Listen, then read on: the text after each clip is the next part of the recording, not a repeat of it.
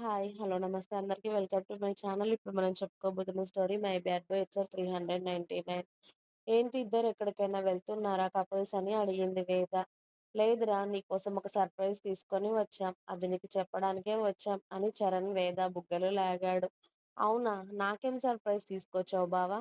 అని చక్కగా రెండు కాళ్ళు పైన పెట్టుకొని మరీ చరణ్ వైపు తిరిగి అడిగింది వేద. ఆ సర్ప్రైజ్ తెలుసుకోవాలి అని అనుకుంటే ముందుగా మళ్ళీ పెద్ద మమ్మీ అవ్వబోతున్న నువ్వు నోరు తీపి చేసుకోవాలి. ఇదిగో నీకిష్టమైన లడ్డు అని మోతీచూర్ లడ్డు తీసుకెళ్ళి వేద నోట్లో మొత్తం కుక్కేసి చరణ్ నవ్వుతూ ఉంటే అందరూ ఆ మాటకి చరణ్, సమీర వైపు చూస్తూ ఉన్నారు. నోట్లో ఉన్న లడ్డు నమలడం రాక అది కష్టం మీద మింగేసి నమిలి మింగేసి "ఏం మాట్లాడుతున్నావు బావ? మళ్ళీ పెద్ద మమ్మీ అంటే సమీర ప్రెగ్నెంట్‌నా?" అని అడిగింది వేద షాకింగ్‌గా. ఇప్పుడే హాస్పిటల్‌కి వెళ్ళొస్తున్నాంరా. 2, 3 డేస్ నుండి డల్‌గా ఉంటుంది కదా! అందుకే హాస్పిటల్‌కి వెళ్ళాం. అక్కడ డాక్టర్ గారు కన్ఫర్మ్ చేశారు. అలాగే టెస్ట్‌లు, స్కానింగ్‌లు, చెకప్స్ అన్నీ అయిపోయాయి. జాగ్రత్తలు చెప్పి పంపించారు. అందుకే ఈ విషయం మీకు చెప్పాలని చెప్పి ఇద్దరం ఆఫీస్ నుండి వచ్చేసాం. మళ్ళీ పెద్ద మమ్మీ అవ్వబోతున్నాడు మా వేదుగాడు అని చరణ్ చెప్తూ ఉంటే వేద చరణ్‌ని హత్తుకొని కంగ్రాచ్యులేషన్స్ బావ!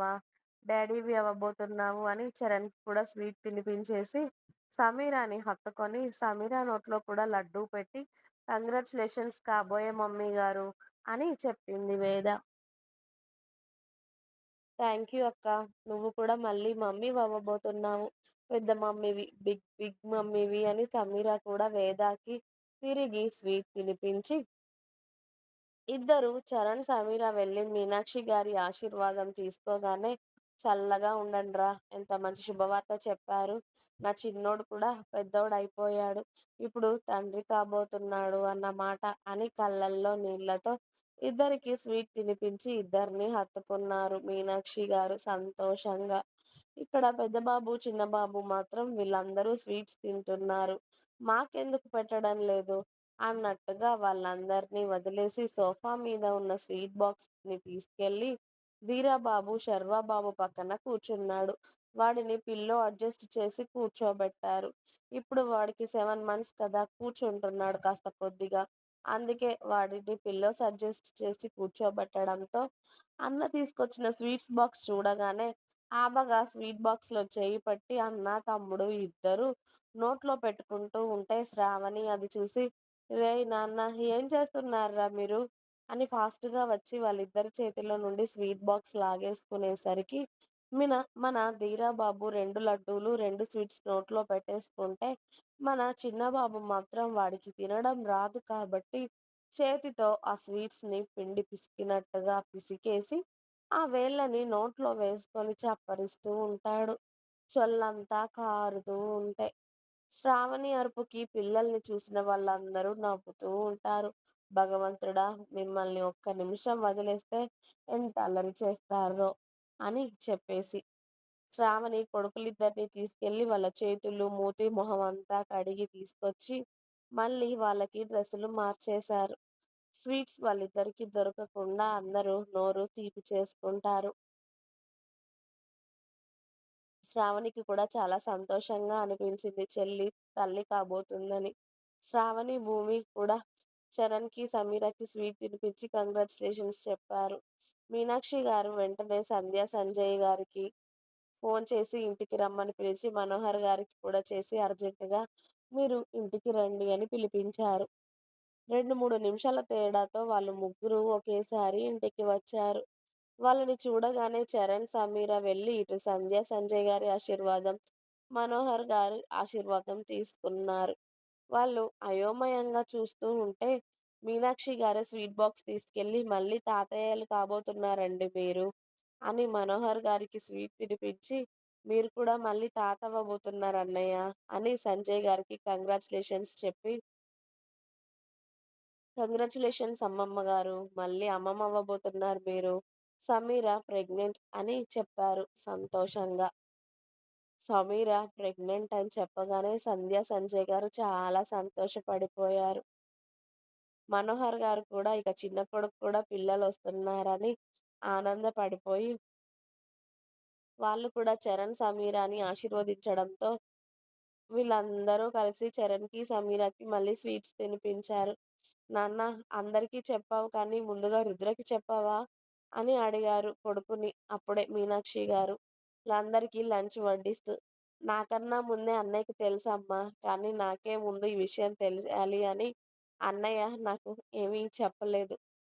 ఒక శౌర్య అన్నయ్యకి తప్ప ఇప్పుడు అందరికీ తెలుసు. అన్నయ్య వచ్చాక చెప్తాలే నేను" అన్నాడు.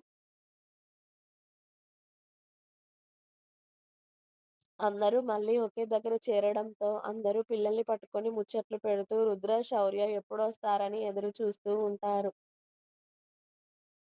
సాయంత్రం ఆఫీస్ అయిపోగానే ముందుగా పెద్ద తమ్ముడిని ఇంటికి వెళ్ళమని, అతడు కాస్త వర్క్ ఉండడంతో రుద్ర ఆఫీస్‌లోనే ఉండిపోయాడు. శౌర్య రాగానే అందరూ ఒకే దగ్గర ఉండడం చూసి, "ఓహో!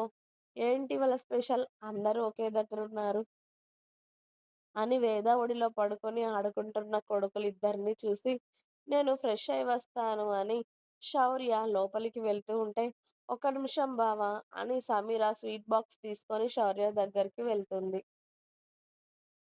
సమీర ఏం చెప్పకుండా శౌర్య నోట్లో స్వీట్ పెట్టింది. "ఏంట్రా ఏదైనా ప్రాజెక్ట్ ఓకే అయిందా? లేకపోతే ఏదైనా స్పెషల్ ఉందా?" అని మనోడు స్వీట్ తింటూ అడిగాడు చక్కగా. "అది ప్రాజెక్ట్ ఓకే అయినందుకు, లేకపోతే ఇంకెందుకో కాదు శౌర్య గారు. మీరు కూడా పెద్ద డ్యాడీ అవ్వబోతున్నారు" అని చెప్తుంది శ్రావణి. "నేను పెద్ద డ్యాడీనా? అంటే" అని శౌర్య, చరణ్ వైపు, సమీర వైపు హ్యాపీగా చూస్తూ ఉంటే, "కంగ్రాచ్యులేషన్స్ రా పెద్ద డ్యాడీ" అని చరణ్ వచ్చి శౌర్యని హత్తుకుంటాడు. "Oh my God!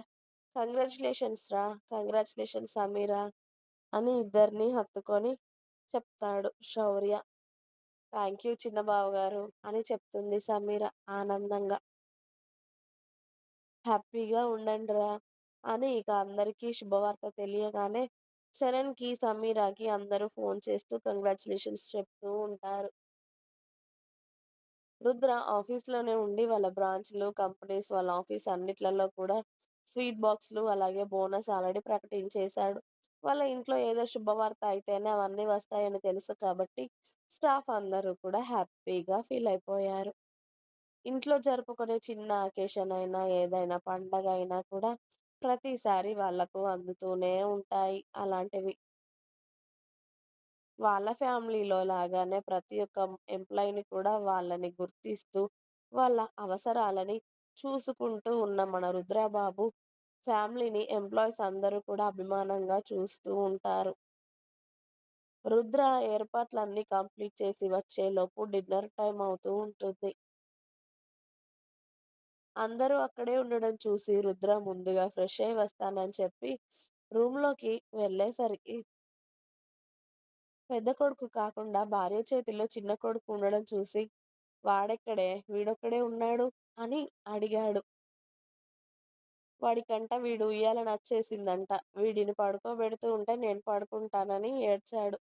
అందుకే శ్రావణ్‌ని వాడినెత్తుకొని పడుకోబెట్టాక అందులోనే పడుకున్నాడు.